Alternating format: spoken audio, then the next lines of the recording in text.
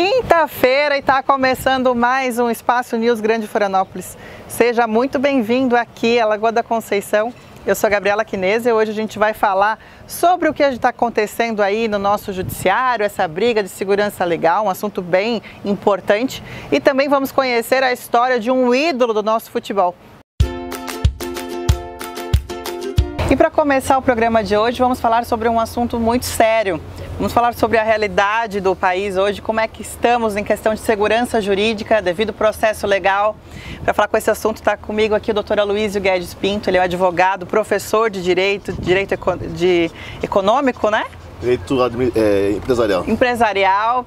Bem-vindo, doutor. Então, é um prazer estar contigo aqui, Gabriela. Acho que essa inovação tua de trazer todos esses assuntos, para mim na área jurídica, que tanto comportam hoje no cenário brasileiro, realmente é muito importante esclarecer isso às pessoas, à nação como um todo. Obrigada por ter vindo. Doutor, vamos começar então falando sobre a repartição dos poderes, como é que estamos na realidade. A gente está vendo aí uma briga muito grande entre executivo, legislativo, judiciário. O que o doutor poderia nos explicar do que está acontecendo e qual a sua opinião sobre o nosso momento no Brasil? Olha, é de uma importância fundamental, isso transparece o que nós estamos vivendo e com os erros que estão acontecendo das garantias fundamentais do indivíduo. A Constituição brasileira, ela define muito bem a divisão dos poderes, legislativo, executivo e judiciário. E a importância que eles são, na verdade, conforme preconiza o artigo 2º da própria Constituição Federal, é que eles são independentes, mas harmônicos entre si. Eles devem ter a sua capacidade de atuação dentro das suas atribuições constitucionais, em harmonia, evidentemente, com os outros poderes, mas independentes. E isso é de uma importância fundamental. Na verdade, se você for verificar o conceito, porque a Constituição brasileira é conceitual, embora seja rígida e flexível ao mesmo tempo, ela tem um conceito que ela tem uma harmonia entre os seus artigos. Vamos dizer assim, quando nós podemos dizer que o que é o principal objetivo da Constituição? Qual é o grande conceito? Qual é a grande instituição preconizada na Constituição? O que se chega, o que se quer? A democracia. A democracia é o grande estabelecimento do resto da Constituição, porque só através dela que o poder emana do seu povo, é só atrás dela, com ela é que nós vamos ter, na verdade, os direitos garantidos na Constituição, tanto fundamentais quanto coletivos, seja lá o que for. Mas todos os artigos ali preconizados, todos os direitos ali estabelecidos vêm através do exercício do povo através do voto. Então, quando nós trabalhamos que no seu artigo, por exemplo, 5º da Constituição Federal, cláusula pétrea da Constituição Federal, em que se estabelece o devido processo legal, é que a última palavra é do judiciário, sempre.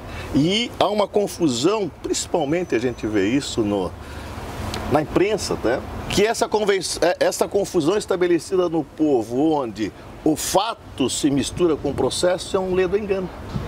É um ledo engano.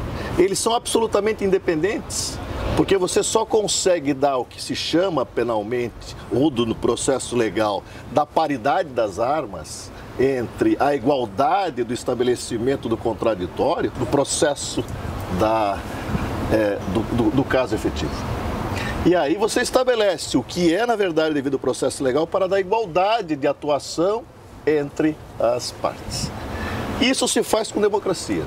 Isso se faz quando o judiciário é absolutamente independente e mais, está absolutamente obediente à Constituição Federal.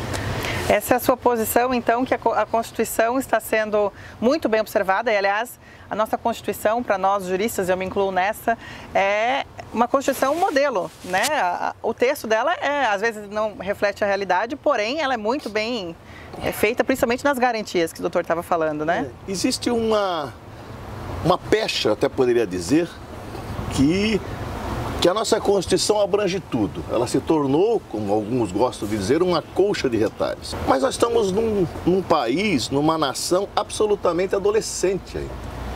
Não existe uma tradição ainda de cultural, onde a obediência aos ditames de costumes já está estabelecida.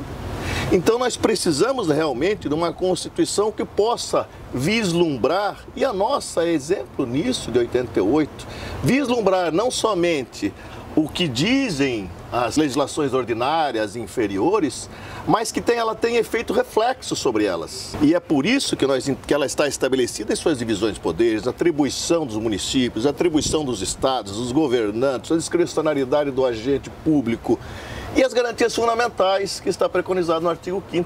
E ali nós temos todas elas, que são cláusulas pétreas, para parafrasear nenhum ex-ministro da nação, mas são imexíveis. Não é? Por quê? Porque só poderia ser realmente, não digo nem revogada, mas alterada através de uma nova Assembleia Nacional Constituinte. E não através da emenda constitucional, como se tenta fazer volta e meia pelo Executivo. E pelo próprio Legislativo, melhor dizendo. Através de medidas provisórias, pior ainda.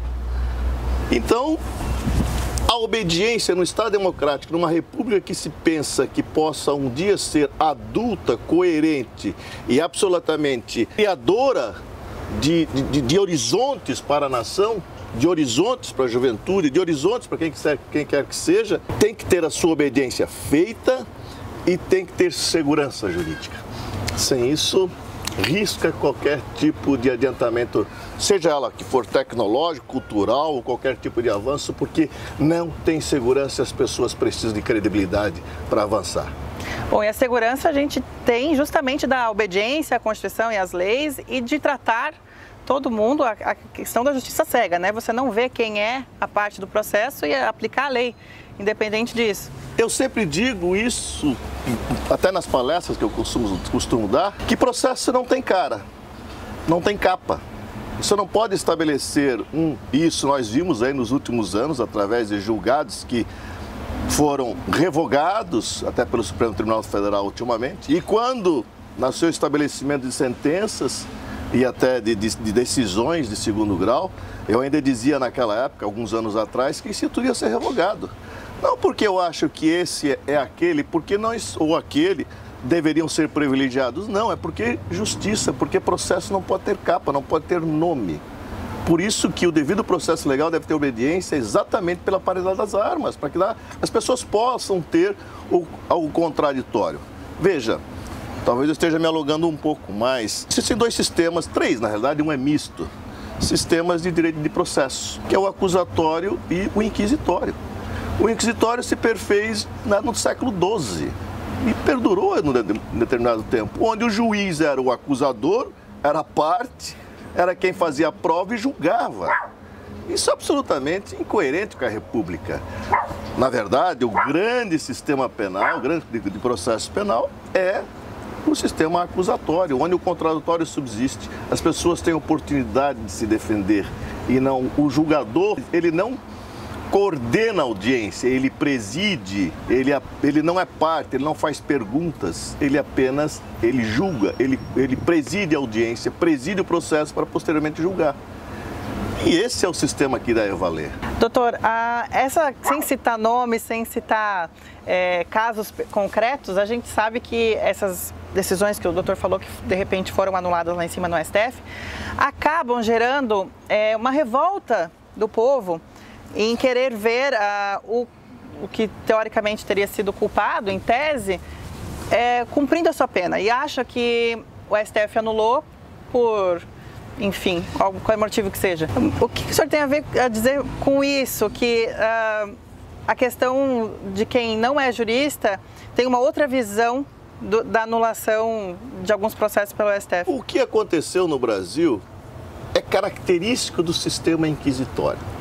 Característico próprio, onde o juiz, na verdade, ele não busca provas para o julgamento posterior.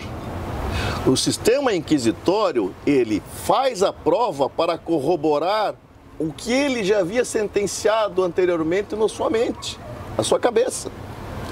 Isso é absolutamente inadequado, há uma inversão. Já o sistema acusatório, que ele dá o benefício do contraditório, na verdade, ele só vai julgar após, na verdade, ter claro, até pelo processo, pelo processo penal, após as provas terem sido desenvolvidas no momento adequado, que é o momento da cognição, que é o momento do processo, da prova, da instrução. E posteriormente, de alguns países inclusive, determinam que aquele juiz que produz a prova não é o que julga, porque eles têm que estar isentos. E esse é o sistema verdadeiro. E o que aconteceu nos últimos tempos foi o contrário. Na verdade, o juiz corria atrás das provas para poder justificar a sentença já pré-estabelecida. Não é cidadania, isso não é democracia, no meu entendimento, né? Nem cumprimento à Constituição, né? E não é por isso que a nossa Constituição é baseada na busca e na proteção à democracia, onde o povo elege as pessoas, separa os poderes, está lá no seu artigo 2º da Constituição, como eu já disse, para que possam fazer a lei, e a lei deve ser cumprida. Talvez um dia a gente tenha maturidade para chegar no direito consuetudinário, mas não é o momento ainda. Os países que adotam o direito consuetudinário são países milenares, com 3, 4, 5 mil anos de existência. O Brasil é difícil, mas acho que nós vamos chegar lá. Vamos, mas nesse momento, os poderes têm que estar muito bem definidos, separados, com harmonia, mas a última palavra é sempre do Poder Judiciário. Ele é o grande bastião, é o grande sustentáculo da democracia. Doutor, obrigada pelos seus esclarecimentos, pela sua opinião, pela nossa conversa aqui, muito produtiva. É um prazer, foi um prazer enorme, estou sempre à disposição. Quando quiser, está convidado para voltar e falar mais. Muito obrigado. E o programa volta já depois do intervalo.